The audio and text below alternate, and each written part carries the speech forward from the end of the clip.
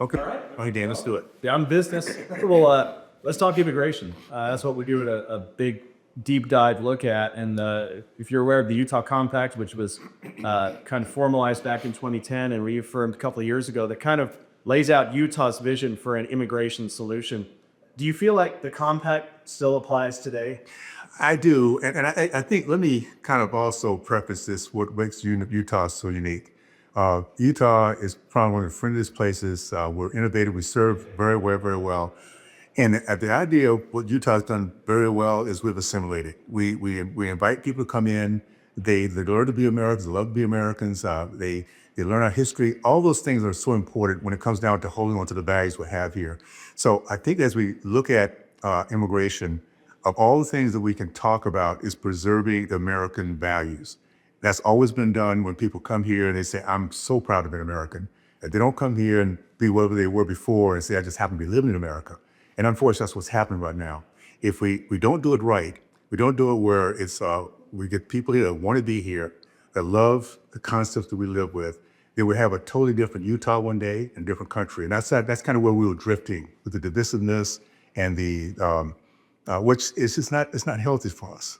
So and I'll say this too. There's a point in which we have certain amount of resources. And I think Utah has been probably one of the better states to be able to plan, to say, well, what can we do to make sure we're inviting people in, we're helping them to grow and be productive Americans. At the same time, our kids have the resources they need to have the right education. And so it's a planning, it's a budgeting. When we all of a sudden have the kind of things we've had the last 4 years, all that goes out the window. We're now wondering if our kids can even keep up education-wise because we don't have the resources. The teachers are overwhelmed. So when you look at this concept of immigration, it's more than just, I think we have to dig in deeper in terms of, are we trying to hold on to what makes us such a remarkable country? And is Utah, or Utah is trying to hold on to what's made us such a unique state, a place that I'm so proud to be part of. And when people come to Utah visit, they feel something different because we just have this culture. So I just want to make that point that we have to be really smart about how we do this. And law and order, having a process of planning, of make sure our resources aren't overwhelmed, are all part of that process. Yeah. One part of the Utah Compact specifies that this is ultimately a federal issue.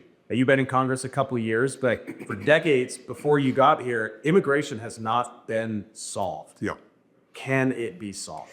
I think we're finally at a point that it can be. The most frustrating thing I've had experience, and again, I came in 2 terms ago, and at that time we were dealing with the border. We're trying to work with our workforce, our needs here, and we could not get to it because if we don't have order at the border, then nothing else can be discussed.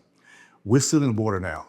We're also taking a look at, we do have about 15 to 20 more people here that we have to kind of figure out. But we're in a position now to start having a conversation about what does it look like? What does it look like, first of all, to get the very worst of the worst out? So that's off the plate.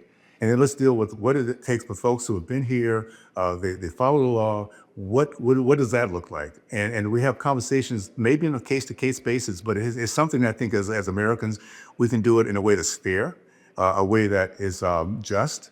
And at the same time, I think that a lot of things that's happening right now, which we have the opportunity for people to actually, if they came here more recently, the last 4 years, they can self-deport and then come right back in, or at least get in the line to come in the right way. So those kind of conversations we can continue to have. More so now than I think ever before, because I think it was a political reason why we could not solve it before. When you have one party that just wants to make sure that you can turn as many folks into voters. And I think that's what the concept was of this open border from the Democrats, bringing people in, even though they're illegal, that one day they will be voting. And when you look at California, it's a good example of how that was beginning to turn out. Now that we're past that, and we can start saying this is a track to get in line, to do it the right way, or if you just want to come here and work, and then we'll get the visa thing worked out so you can go back home if you want to do that, go back and you love your country, you want to go back to your family. That also, when we figure out that workforce piece, as long as there's order to it, I think we'll be in good position. Now, I do remember last year, there was a proposal from the Senate side that in the 11th hour kind of died, but that it was really, really close. I guess, what do you think is different now than say last year when that was going on? Or, I mean, you say the climate's ready, but what's going to take the tipping point to make that happen? Good question, man. We're not really good at making decisions and looking long term when there's chaos. We're a country of law and order. I think that's the thing. We think about everything we do. Look at businesses the way they run. Business can run with there's a trajectory. There's a confidence about what the next day is going to look like. We all kind of look at that. We have had so much chaos, particularly the last 4 years. Somewhere we have no idea really between 15 to 20 million new people, and none of these folks have been vetted. We're seeing, again, the resources being pulled from our school systems and everything else. So I say the difference is this. Once we can project order, once we can say, okay, we have this seal now, what are we going to do with the people that are here? How do we make sure, again, we can do it in a way that Americans feel this is the right way to do it? And Utahns will have their voice in this whole process. We have representatives that understand the Utah way. And the Utah way has always been, we love to have people come in a fashionable way, in a smart way, that are assimilating and one day will be remarkable Americans who they love our country and they want to give back.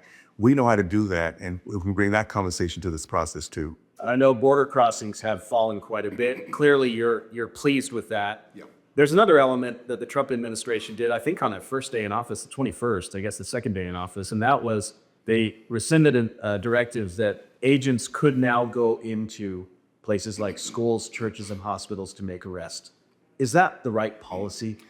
I would say this the way, and I'm always reflect back on Utah. Okay, that's kind of my way of saying this is that they're done the right way. The focus right now are the bad guys, the criminals. If they're hiding or they're in these locations, that should not be a sanctuary place for bad people. The focus right now is to get the bad people out. We don't have so much resources. There's a dollar value and a time restraint on what we can get done. So those who are doing things the right way, I mean, there will be a discussion as we get into more about how do we deal with individuals at some point. But I would say right now we're 10 weeks in. We've had hundreds of thousands of people, millions of people come in. Of that, how many criminals? Quite a bit of those in there.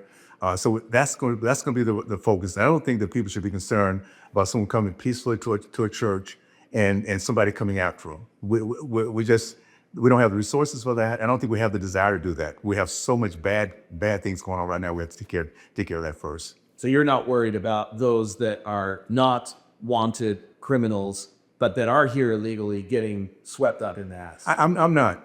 And I think first of all, we have enough on our plate because of what happened the last 4 years. We have 300,000 kids. We have no idea where they are. I mean, there's so much we have to work through that going after peaceful people is not on the top of the priority list. I think there will become a time we have to have that conversation. How do we work with folks who are here doing things peacefully, would like to transition? How do we work that through the process? And maybe it's a case-by-case process. I don't know yet. Those kind of conversations we need to have for so long that we have not had in the past. Matter of fact, until this president came in and sealed the border, it was impossible to have the conversation.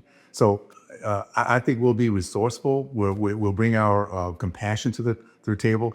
But most important things, we have to have rule of law and order. We have to have certain ways that we can approach this process, and then based on that, we can see how we deal with it. Lastly, I wanted to ask about Utah is known as a compassionate state, but also one that has immigrants really integrated throughout the state in many ways. So is there a way, do you think, that the federal solution could maybe look to Utah as an example of balancing, like you said, law and order and maybe the firm enforcement side versus the fact that these immigrants are here and they're integrated and that they're part of life? First of all, I think when it comes to a model, there's no better model in the country than Utah. And that's because of culture that has just part of who we are. We're the culture that we raise our kids 18 years and they go off someplace somebody wants to visit, and we come back with a totally different picture and an idea of what people are and the empathy and that type of thing. At the same time, we love to have people come here to transition, to assimilate. And that's part of our culture. So I think when it comes down to some solutions, we should be at the table talking about how to get this done so it's fair, it's just, so And again, because we're kind of a new territory, this is what we are right now has never happened before. We've always had some semblance of a border. We've always had some way of at least talking about it, even though we weren't taking care of it the way we should have. At least the conversation could be had about, oh gosh, it was, anyway. So I think where we are now is we can begin to get back to having the conversation we need to have. And I'm really looking forward to that, to be honest with you. You want to be part of this? I'd like to be part of the conversation. I think Utah, because we have this idea of simulation that's proven to work. It's always done in a way that the way we budget our balance, so we balance our budgets every single year. We've been able to do it in a very orderly way, and kind of make sure that we have a return on investment. The outcome is the way we want to have it. Right now, the outcome is way out of whack. So as we get back to what does it look like, I think the Utah model, the Utah way, would be a good place to have part of that conversation. Anything else you want to add that I haven't asked? I know we've time, but I'm very excited about where we are today. You know, again, as you think about any business, we have to have predictability. We have to have a sense of safety. We have to be able to dream and have innovation. It only happens if we're not concerned about safety. If we're in that process, worry about our kids, whether they get the right kind of schooling they need to have, worry about going to work, if we're going to make it there, come back, then it takes away our ability to be innovative. So I believe that we're going to figure out, first of all, how to do it in Utah right. I think as a country, we're now going to have some very good conversations about what should be our next step. And we've always had the ability to be compassionate. That's just, as a country, that's what we've always been. We have to make sure we keep that going. And I feel we'll navigate our way through this. It's going to take some innovation. It's going to take how do we work with those folks again who should have a chance to make it happen. But first of all, let's take care of, make sure we feel safe enough to have those kind of conversations about getting the worst out of the country. I appreciate it. Thank you. Okay.